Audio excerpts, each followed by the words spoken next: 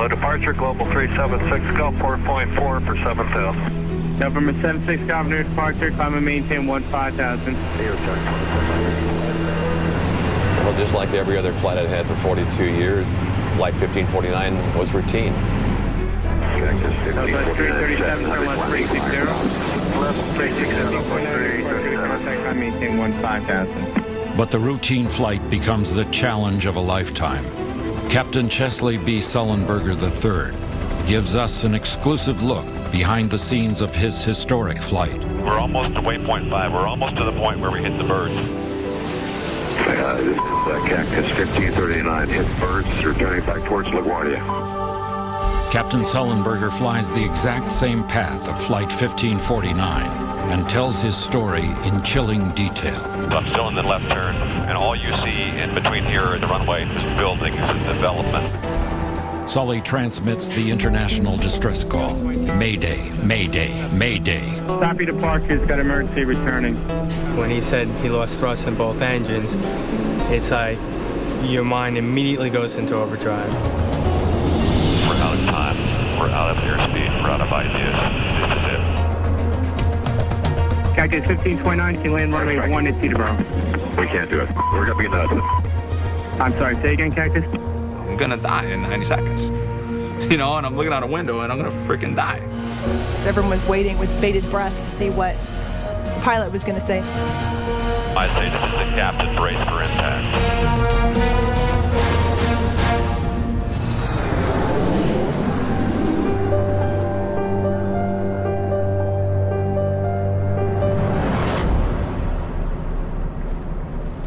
In June 2009, U.S. Airways pilot Chesley Sullenberger attends a reunion.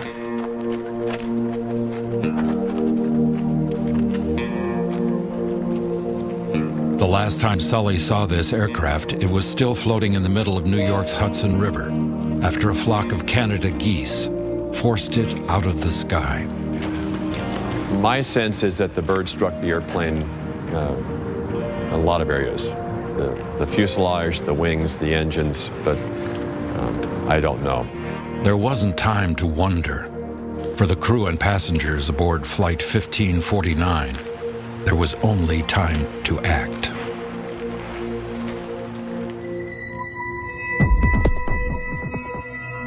On January 15th, 2009, 150 people make their way through a cold winter's day to New York's LaGuardia Airport for a flight to North Carolina.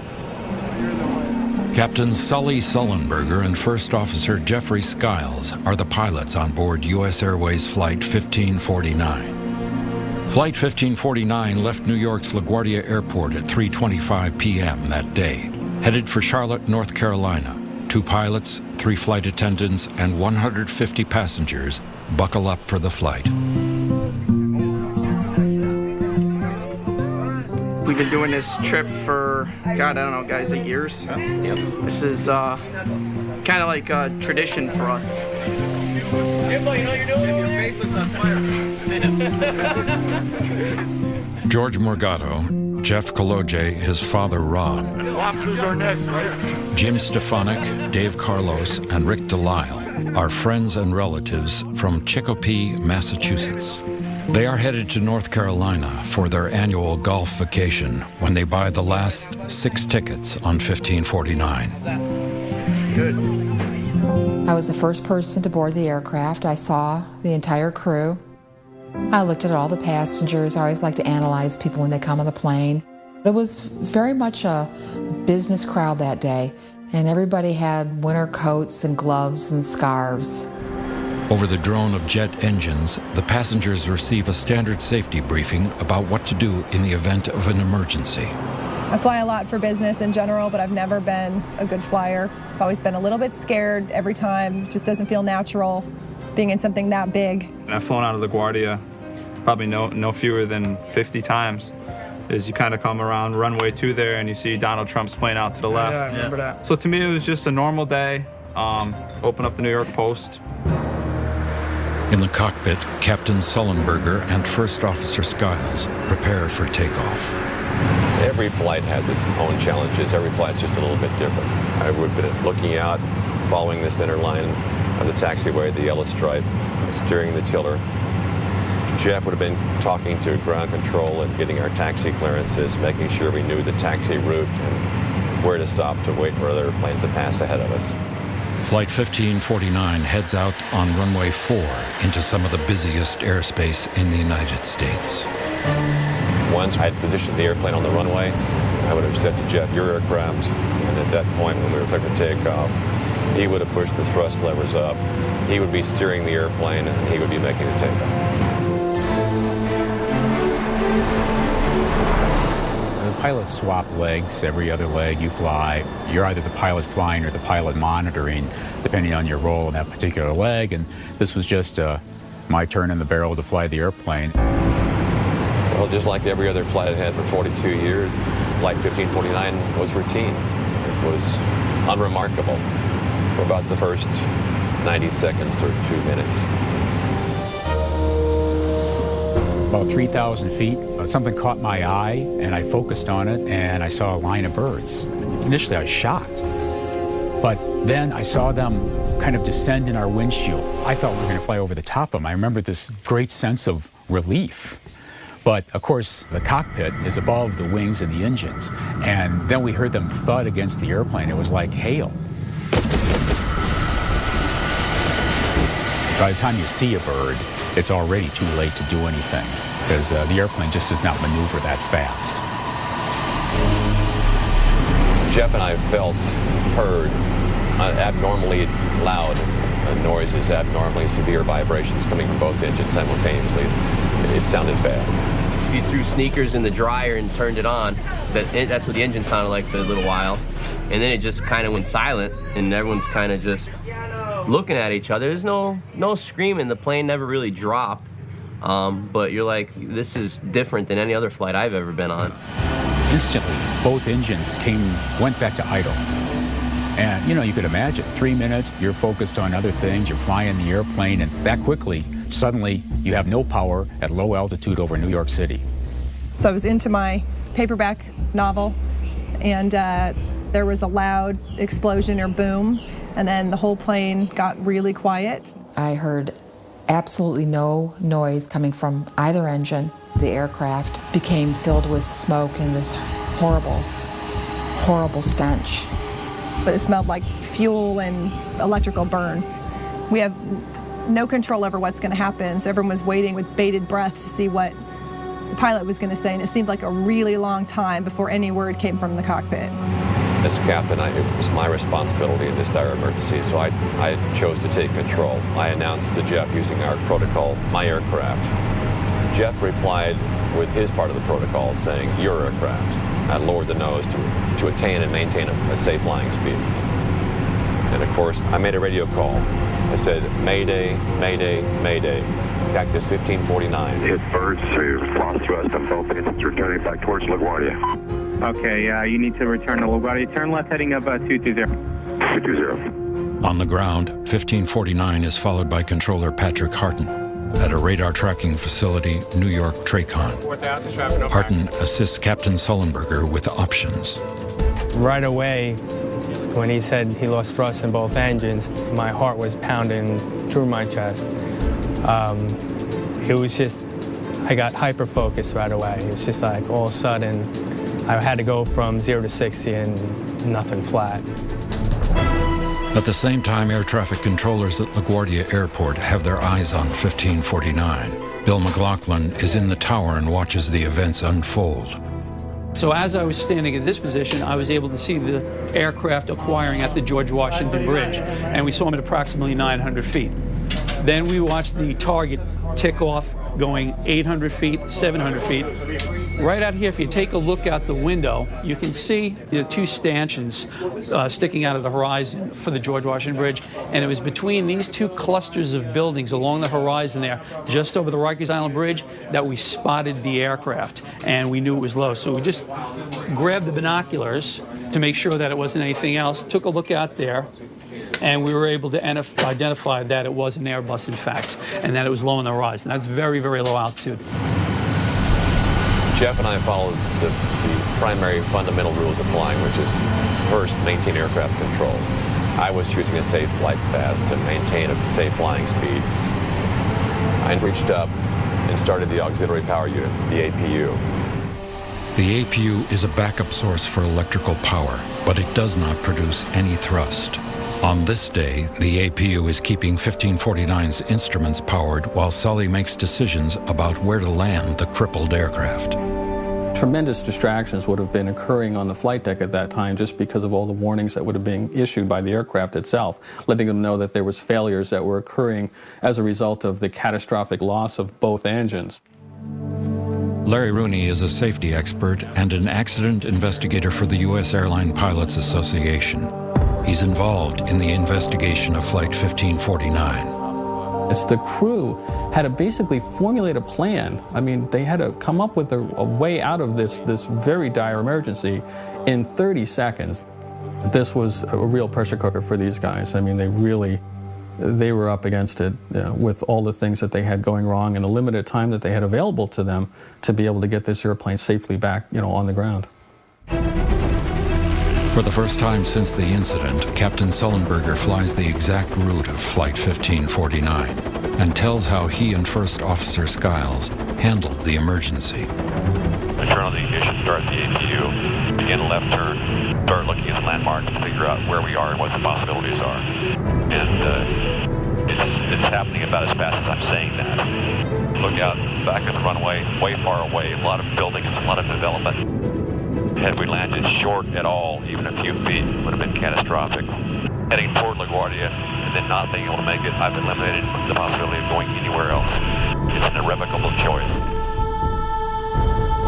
From runway 13 in LaGuardia, there's a long approach light system that extends out from the end of the runway on a pilings. If the airplane had landed short, it would have landed into those approach lights, which would have impaled the aircraft. And as you can see by looking at the runway, there's very little margin for error on either side. LaGuardia was on Sully's side of the airplane. I really couldn't see that. Teterboro, maybe, maybe not, but the problem is the maybe not has, such huge detriments that you can't even risk it. You've got highways that basically ring the airport. You've got large storage facilities that are there. There's just really no margin for error whatsoever for the Teterboro Airport. And the fact that the crew was unfamiliar with it, they'd be basically going there in the blind. Sully weighs the options. In less than 3 minutes, Flight 1549 becomes a cornerstone for one of the most remarkable days in aviation history.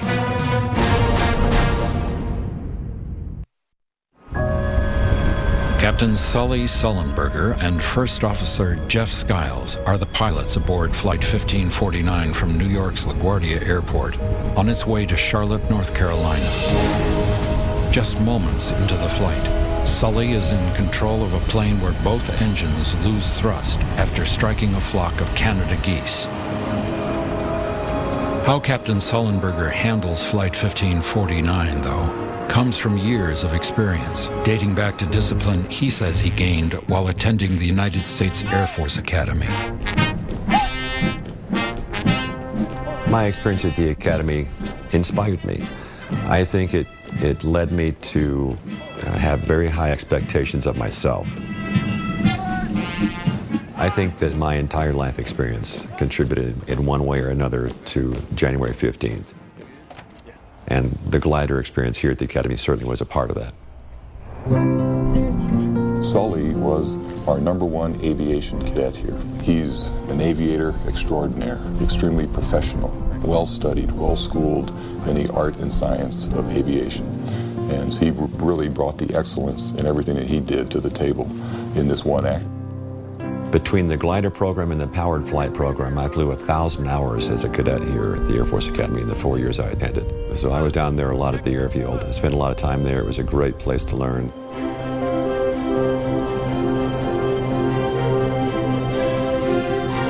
As to how that affected the events on January 15th, it's difficult to say.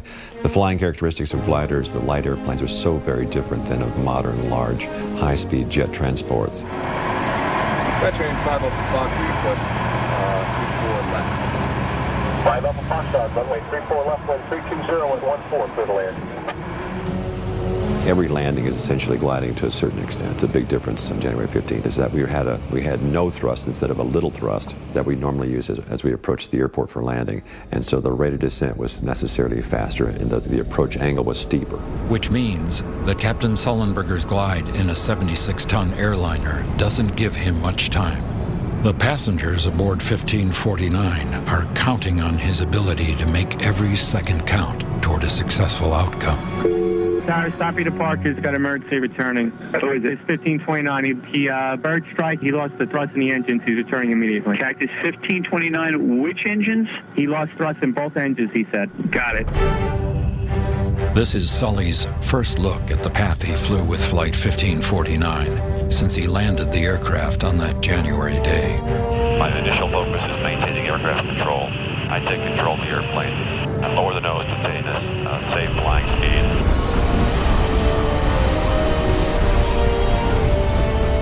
The conversation captured by New York TRACON will chill pilots and controllers for years to come. Cactus 1529. We can get it for you. Do you want to try to land 1013? We're unable. We may end up in the Hudson. Hi, Cactus 1549. It's going to be left traffic to runway 31. Unable. Okay, what do you need to land?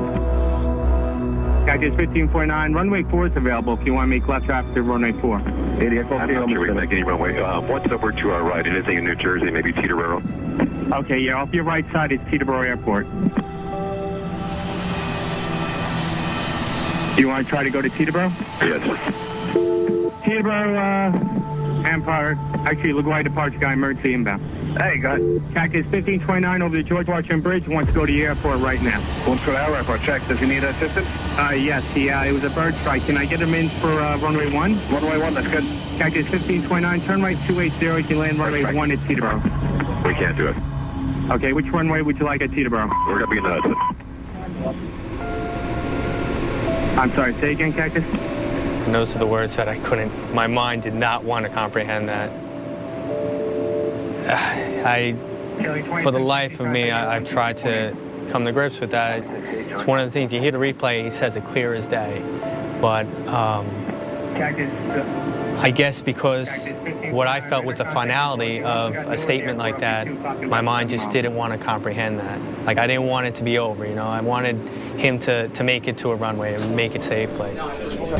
And he's clicking out of 500, 400, 300, and right about where you see this 1,000-foot target is where he was no longer under radar coverage. To tell you the truth, we still thought that he was airborne. We thought that he was just below the skyline, below radar coverage, and that's why he went into coast track. We're still fully expecting that he's going to come around and make an approach to runway 4. The only option, the only place in the whole metropolitan area long enough, wide enough, smooth enough to land a jet airliner is the river. There's just no other place to go. We're out of time. We're out of airspeed. We're out of ideas. This is it.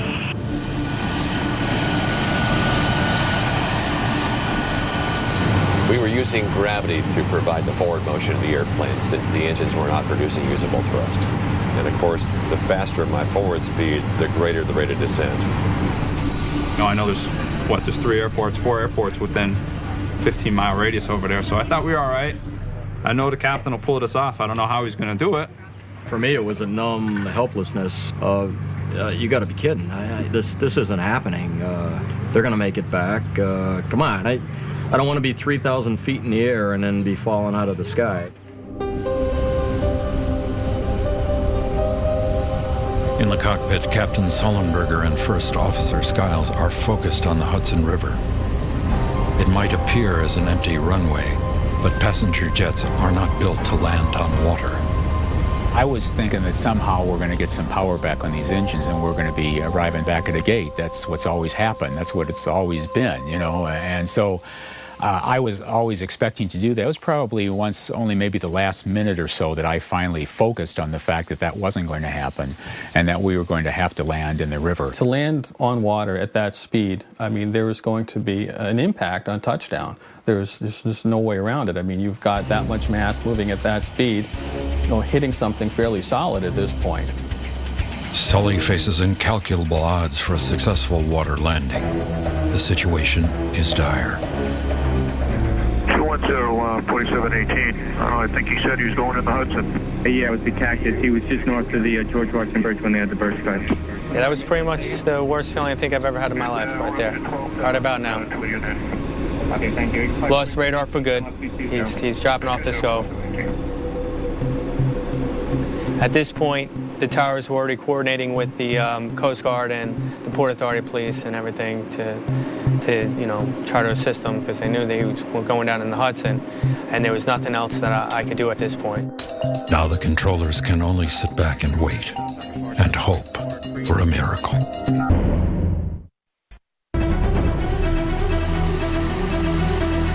There is a quiet aboard Flight 1549. Passengers can only watch as Captain Sullenberger guides the crippled aircraft closer and closer to the freezing Hudson River. We're at 200 knots. We're descending at over 1,000 to 1,500 feet per minute. I see that the ground is coming up, the buildings are coming up toward us, the earth is coming up fast.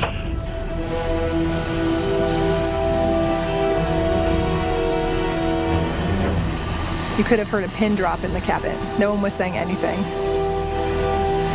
There were no prayers at that point. It was all, hold your breath and wait till someone tells us what's going on. Looking out the window, you can see the skyline of New York City, and it's getting lower and lower. So we at that time knew we were going to end up in the water. So right about now, I say this is the captain brace for impact. We're at 1,100 feet, 200 knots. When he finally said brace for impact, I think that's when everyone realized, so we're crashing. No real screaming, no panic. It was really just quiet, prayers to themselves. I was watching other people, seeing if they were bracing, how they were bracing, looking at my seatmate, talking to him, trying to get an idea of what was happening. And you started leveling out with the Hudson. Leveling off with the Hudson, and then Captain Sully says those 3 words, brace for impact, in the most sincere voice that anyone could ever speak 3 words. And then you heard the fear, I think, in the stewardess' mouths. They're repeating, heads down, brace yourselves, because I don't think they knew it wasn't good. I immediately hear, even through the heart of the cockpit door, flight attendants in front chanting their commands in unison in response to my PA. They say, brace, brace, heads down, stay down, repeatedly, over and over again. Brace, brace, heads down, stay down. It comforts me to know that they're on the same page. I was next to Robbie. He had the aisle seat, and I had the window seat. And Robbie kept turning to me, asking me where the water was, how close we were. And I just remember I was, saying, not yet, not yet. It was not a moment of peace or life flashing before my eyes. It was, how quickly can I pray? It was, forgive me for all my sins. I don't have time to go through them all right now. I'm sure there's a lot, but you're just going to have to take like this blanket under my circumstances, and then just praying for my family and my husband one by one that they would recover from this loss. I know it's a river, but it's the best I can do. I can only afford to look at 2 things: outside and inside of my airspeed indication. Outside of the picture I'm seeing, inside of the airspeed. Outside, inside, outside, inside, outside, inside, wings level. Rate of descent has to be survivable. I have to know the right place to begin to flare so that we can touch down without breaking the airplane or hurting people too badly. You're going to flare it like you normally would to land an airplane on a runway. Obviously, you have to keep the wings, absolutely level, because you don't want to dig a wingtip or an engine in, because that could cartwheel the airplane, so that's absolutely critical. I thought, one, my wife's pregnant with our first child. Why at this time are you doing this to me? I also thought, I booked this trip. There are alarms going off in the cockpit that can be heard by passengers in the first-class cabin. You could hear pull up, terrain, terrain. And that was frightening. I didn't have any sort of grasp of what it would feel like to have the impact. It was more an emotional journey for me. It was so short.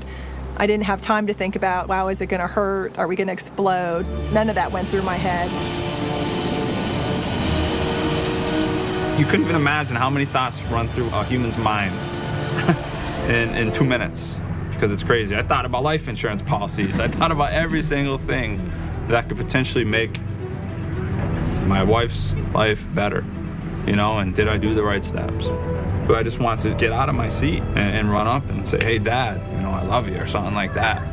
But you just can't. You're just mesmerized by the thought of, holy cow, I'm gonna die in 90 seconds.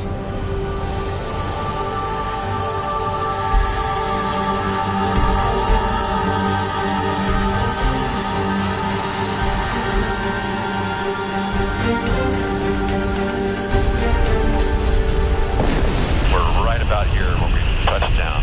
Nose slightly up, wings level. It's a fairly gradual deceleration as we scoot across the water. At the very end, turning to the left, the airplane stops, the nose comes down, water splashes over the windshield, and we bob back up, and we sit in that attitude that everybody's seen in photographs of, tail low in the water. The airplane's obviously intact. We're floating. We survived. At least till now. Now we have to get everybody out of the river.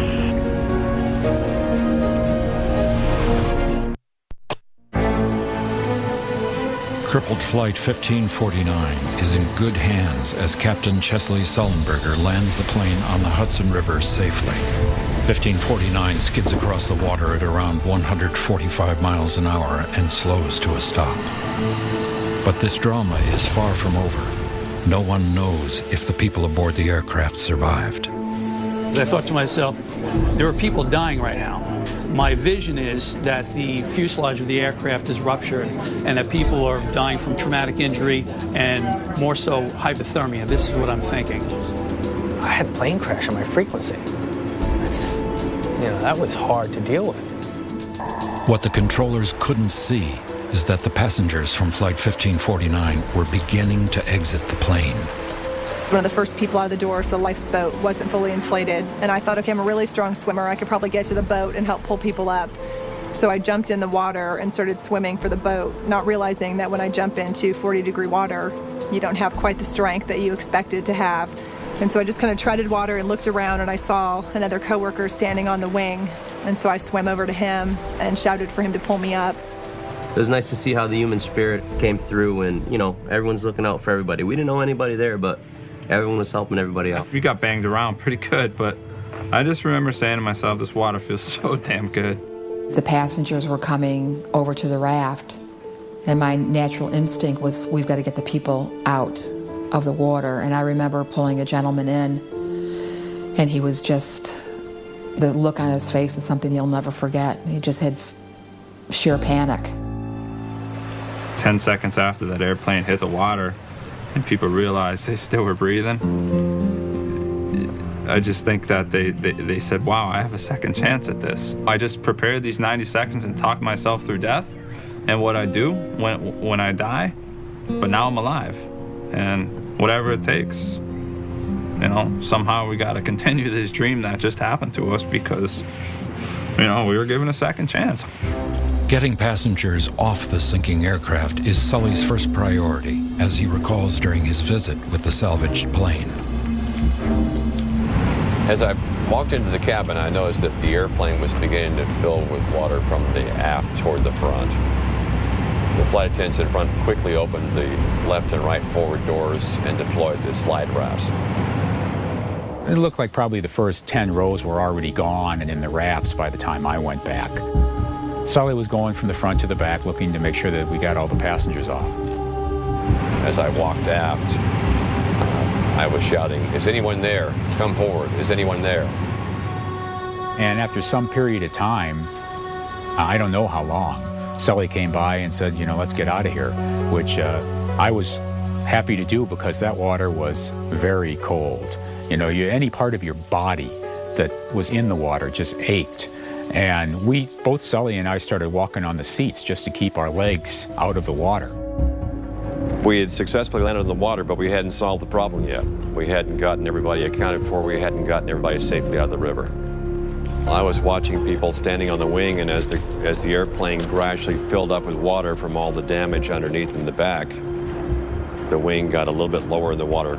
So At first, their feet were wet, then their legs were wet, and it was cold. It was January. The air temperature was in the 20s, the water temperature probably in the 30s. And they stood there waiting to be rescued. Where he touched down was probably the most advantageous place to be for recovery, for life-saving abilities that existed based on the ferry boat traffic. Captain Sullenberger meets some of the crew and captains from New York Waterway, the company that rescued most of the passengers. It was great that your boat was ready, that you were preparing for the afternoon rush hour shift. Couldn't be any, it was really perfect timing, so to say, And we saw it landing, of course, we kind of like struck an awe. We don't know what to think of. But then when we saw the people jumping out of the plane, we know this is real.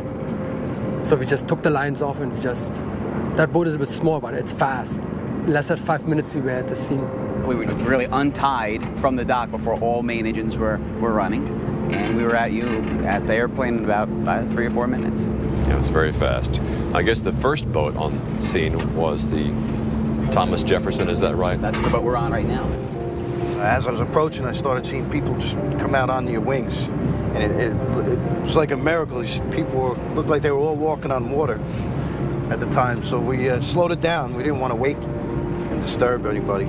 I pulled up to the starboard wing, and I had my deckhand Hector giving me hand signs. I said, I want to get that platform right over top of the wing without hitting it so that people could walk off and right onto it. And that's what we did.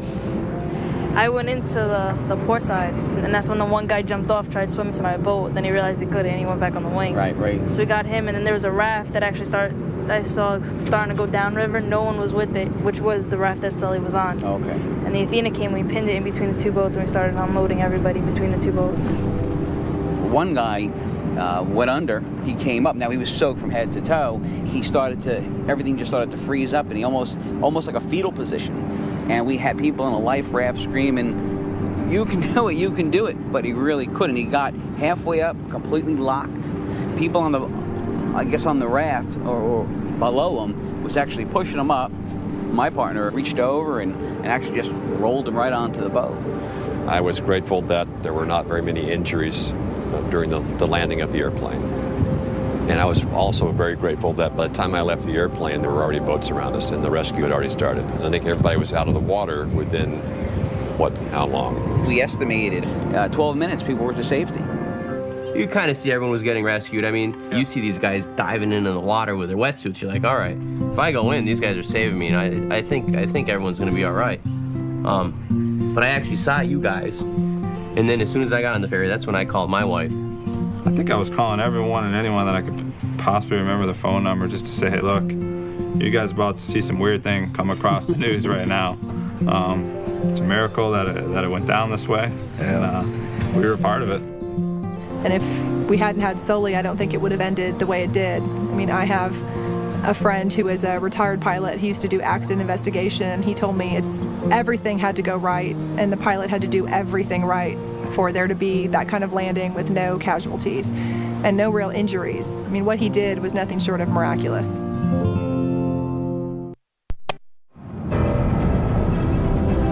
He always told people the most dangerous part of his trip was driving to the airport.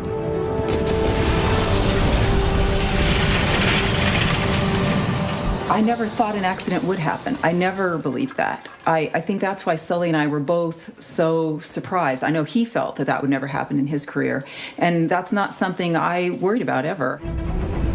Most people don't. Some 30,000 airline flights occur in the U.S. on a daily basis, and commercial flying is still the safest form of travel. Neither the passengers nor their families ever expected to make or receive calls about an airliner landing on the Hudson River, including Sully's wife, Lori Sullenberger. He said, I just want you to know I'm okay, I can't talk anymore now, and I have to hang up. I called the schools and just very matter-of-factly said, you know, this is who I am. My husband's just crashed an airplane in New York. I need to come get the girls. I do not want them to have any access to any media. I don't want them to find this out until I come get them. I will be there in 10 minutes. Please bring them to the office and I'll pick them up. So what do you think is going to happen to the girls' report cards? Their grades will have taken a hit because of this event. I'm just still so surprised at the magnitude of it, and I find myself thinking a lot, you know, why us? Why our family? I mean, it just feels like we've been struck by... Because I was on that flight that day, and that's the only reason.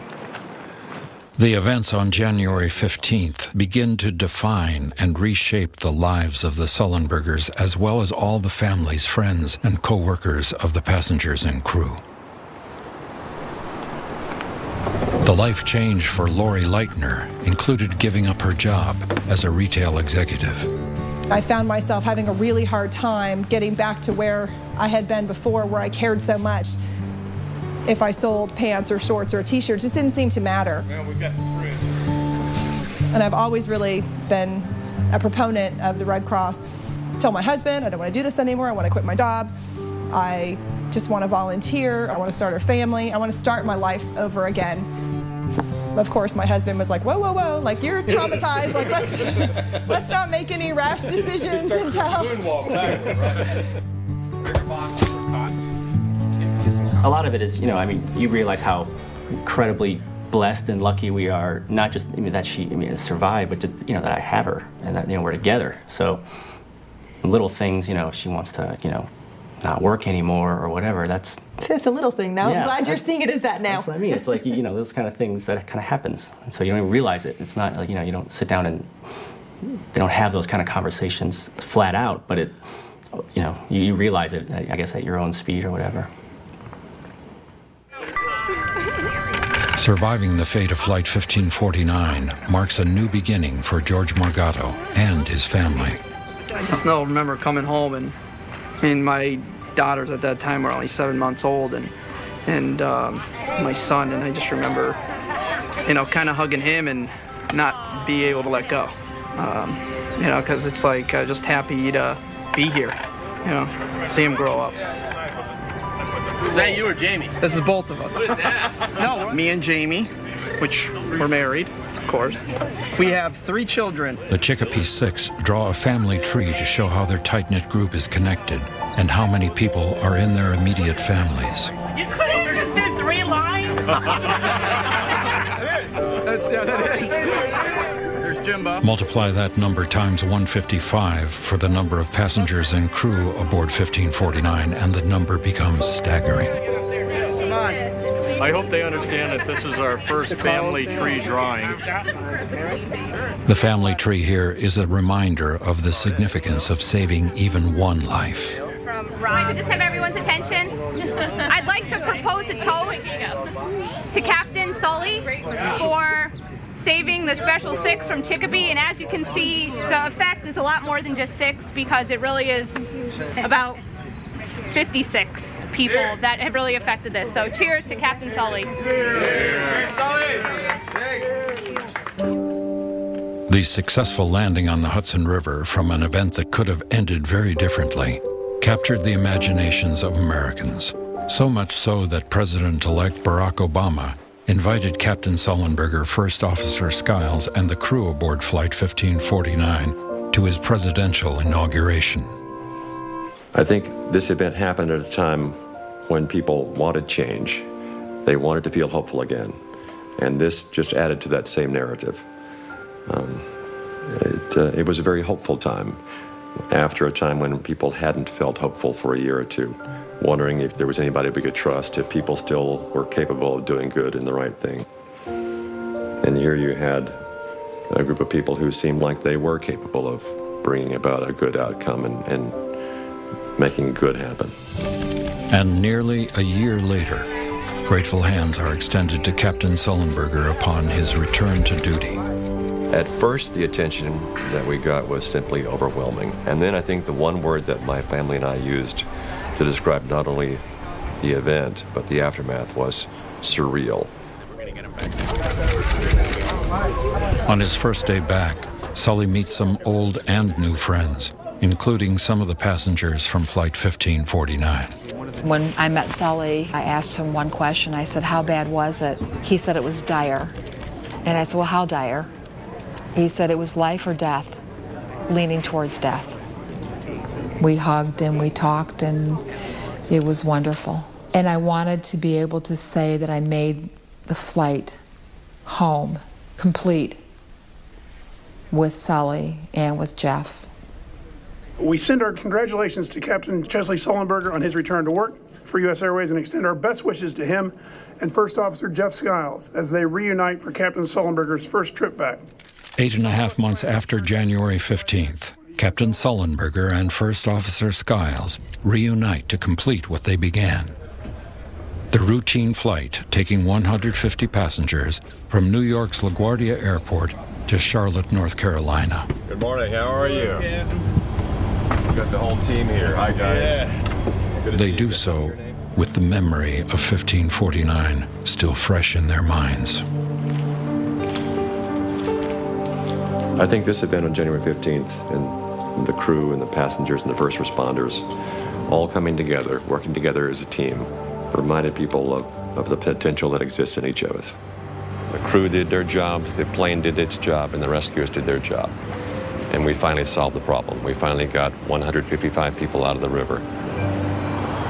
And you keep going back and you keep reanalyzing this thing. It's just much more and more amazing as how well these two individuals work together as a team. I mean, I believe that's one of the tremendous reasons that this was so successful. And just as they did on January 15th, the two captains prepare the plane for takeoff.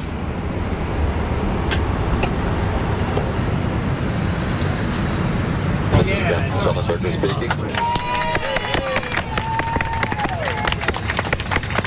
On behalf of myself and Captain Jeffrey Skiles, who's flying as first officer, welcome aboard. We're bound for Charlotte, North Carolina. 1 hour, 24 minutes to take off and landing. Welcome aboard.